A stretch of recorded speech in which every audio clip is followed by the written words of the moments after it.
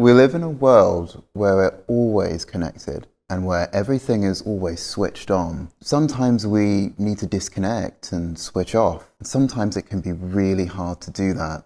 So I want to give you 4 ways that you can do just that.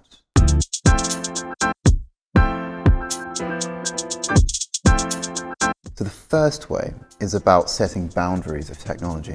A boundary is a limit. So you say, this far and no further. Maybe in the morning, you wait for an hour before you turn on your phone. Or maybe in the evening, you switch off all your devices an hour before going to bed. That tends to improve the quality of your sleep. And then waiting for an hour after you wake up allows you to start the day with more focus and more clarity. Number 2. It's all about developing your skills. So I'm in France right now. I wasn't organized enough to sort out roaming data. So my SIM card isn't working very well in France. So I've had to use paper maps. I've had to use signs, and I've just had to build a map of the city in my head. And it's worked amazingly, and I can kind of find my way around without having to use my phone all the time. Next time you need to check the answer to something, consider using a physical book.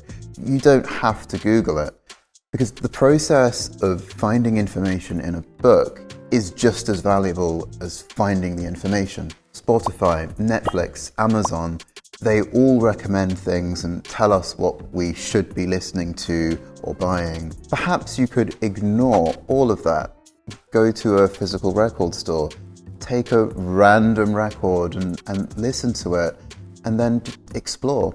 And again, the process is just as valuable as the outcome. Point number 3. Technology can disconnect us from each other. Often we can't spend quality time with people because we're distracted by our devices. I have people who I only communicate with online, and we have these conversations that have no beginning or no end. All week, we ping each other messages, and we don't have long, meaningful conversations. One way around this is to schedule quality time with people where there are no devices. It can really help you to connect with friends and loved ones and disconnect from technology. Number 4, technology can disconnect us from nature. Sometimes we feel like nature is out there and we're here. We're somehow not part of it. Let me paint you a picture. You're in a boat in the middle of the ocean, surrounded by water. The sun is setting, you can hear the waves. The entire ocean is a brilliant color, and the boat is rocking gently, you can feel the breeze.